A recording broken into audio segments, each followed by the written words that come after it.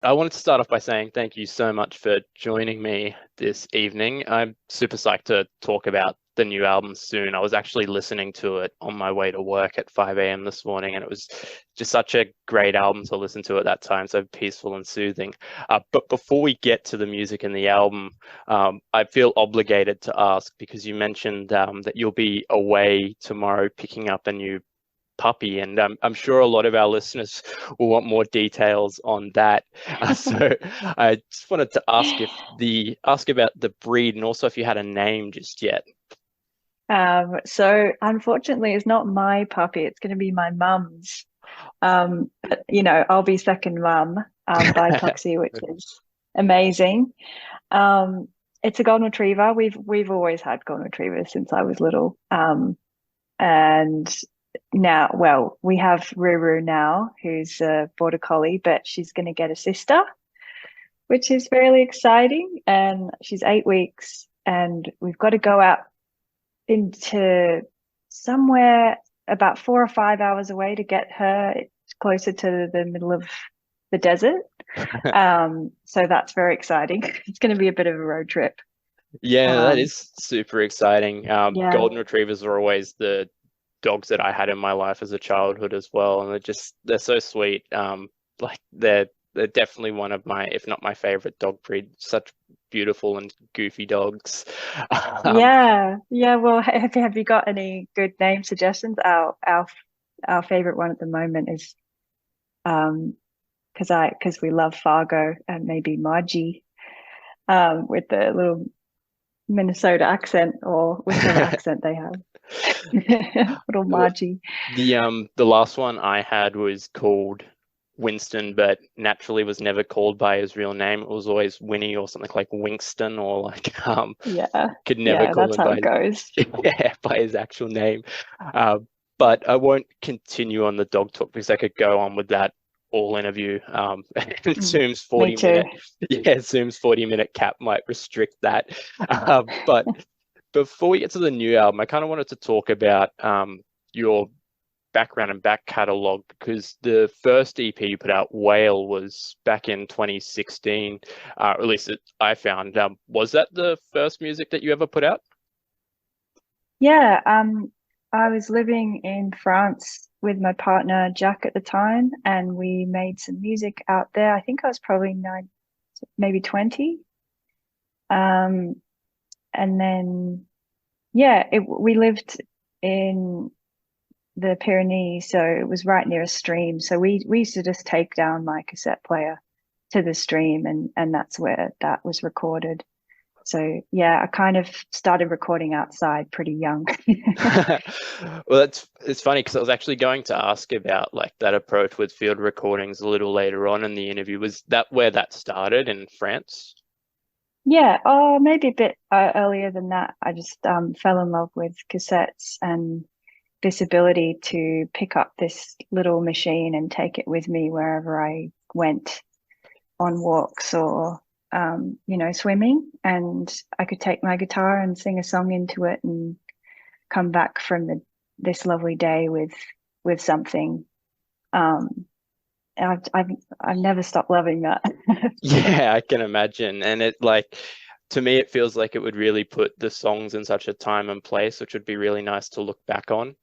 But speaking of that EP, this one's a bit of a, it's not so much a loaded question, but there's a bit of context that goes into it. But when I was doing research for the interview, I noticed that that EP had a bit of a cult following online. By that, I mean there was like a lot of people that really loved the EP and particularly the song "The Thrill of Loneliness." But there was this one Mm. thread on Reddit about the track "Bed" actually that I stumbled upon that I wanted to mention because it's quite sweet. Basically, the person who posted it was asking for if someone would be able to assist in transcribing the song. And someone else responded attempting to transcribe it. But I wanted to mention this part of their comment in particular because it made for really wholesome reading and I thought it would be nice to share. They basically said, I don't know how much transcription experience you have. I have barely any. This took so long, lol. But if we could bounce ideas off one another, I think we might be able to get a full transcription done. I'm taking a break for now, though, because my brain and ears are fried. I found this post because I was looking for a transcription of this song. I effing love it so much, and I have a vested interest in learning to play it. And I just wanted to mention that because I thought it would be a nice thing to mention, just because that concept of a couple of people that don't know each other at all collaborating to transcribe one of your songs feels like something that would be really beautiful as an artist to be aware of. But I also know if I ever put anything out, reading into what people think of it would probably be the last thing I would want to do. So that's why I wanted to give some context to that. But have you had much of a chance to read into like any of that praise that that EP has gotten, particularly from a online audience, especially? Um, I love that is so funny. First of all, that Reddit thing. It's so beautiful. And also I might actually need their help at some stage if they figure it out, because I haven't played it in 7 years or something. So if they figure it out, yeah, that'd be great, so I can learn how to play my own song. Well, the funny thing about Um, it is I believe from memory that post was only about 6 months old. So even like now, midway through 2022, people were still like talking about and wanting songs transcribed, which I just thought was really cool to read about. Hence why I wanted to give that little bit of context there. But along with that EP, while you were in Europe, you also recorded a collaborative EP of demos, which you put out last year along with a couple of other artists. Can you tell us a bit about that one? yeah, that's with two girlfriends, Katrin Vincent and Elsa Tully. That is what you're talking about, right? That Yeah, one? yeah, that's the one. Hiding Place? Yeah, yeah. That's the one. Yeah. Um, I think we'd maybe during, I don't know, I think we were probably all around 1920, and we started a thing. I had a little a music studio set up, and we would gather there with wine every 2 weeks, and we'd sort of get as many people in who wanted to learn how to produce music in all different kinds of forms, and teach each other. Mainly girls and non-binary and trans people were invited, and anyone who really, really needed support. And then we met, doing that, and then decided to produce something ourselves through that kind of little window. Yeah, it's a really beautiful time actually, and they're both stunning artists. So yeah, I definitely check them both out, Katrin Vincent and Elsa Tully. Yeah, that's such a sweet context to have, I guess, going into recording something, just this kind of community that it sounds like you built while you were over there, along with those artists and I'm sure many others. But how much time did you Yeah. spend in London and as a, I guess, more broadly, Europe in general? I was mainly based in Southeast London for 15 years, on and off. Yeah, right. So I really kind of dug myself into the music in Southeast, like especially because London ends up becoming pretty divided, north and south, east, west. You kind of stick to your crew, and everyone was really great. There was a lot of sustenance for sure in Southeast, a lot going on, so it was fun. But yeah, when I was 24, I just a couple of years ago I came out here and um, found a space really nice to start recording. Yeah, awesome. And I guess I kind of wanted to ask about that as well because the EP was put out last year, but the recordings were from 2017, I believe, and the EP Whale was 2016. So I wanted to ask what you'd been up to between the time those were recorded and this new forthcoming album, which we'll talk about very shortly. I think I was trying to sort of find people who could help me. I didn't really believe that I could do it myself, even though I'd, started this whole process of, trying to help people believe in themselves, but I still didn't really believe in myself. Classic. Uh, so it was just years of sort of going around and, meeting with lovely people. But I think it just never felt quite right. And so I just started again on my own. Mm. At the start of 2020, I think I just kind of reached the end of my, COVID really pushed me into it because I couldn't just go and see anyone else. So I was forced to believe in myself.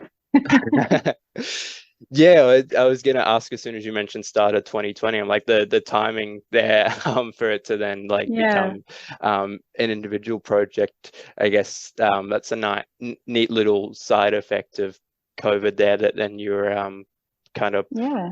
given that burning platform, which is super cool. And moving on to that new album soon, can you tell us a bit about it? Like, I guess the first part I was going to ask is how long has it been in the works, which we've already established. But did you have like any particular influences which come to mind when going about recording it? Um, well, I was actually I was in a place where there was no internet or no phone. And so I didn't have a lot of music to listen to, which is a good thing and a bad thing. But yeah, I actually didn't have much in my ears, which is very strange because normally I'm always listening to music. But yeah, during that time I wasn't listening to anything else really. Probably because I was spending so much time with my own headphones on making Yeah, things. But I've always loved, like, I mean, Phil Elverum comes to mind. I've always loved him, yeah, of microphones and Mount Erie. yeah, and he just Um, been so prolific. So I guess there's so much you can take influence from Phil. yeah, exactly. But speaking of the field recordings, I also wanted to ask what would typically come first for you? Would it be the field recordings or the songs themselves, and then you find like the field recordings to match the songs? Um, I think actually a lot of it was just recorded outside. Oh, wow. So yeah, yeah, That's or at least with all the windows open. that's so cool. And like I guess it makes it like gives it even more of like this because listening to the album, it's a very vivid experience. Like I feel like I've been transported to like out of the big smoke into a more like regional laid back area, which particularly on my way to work at 6 a.m. in the morning is such a nice peaceful vibe. Oh, So thanks. needless to say, I've been listening to that one a lot on the way to and from work.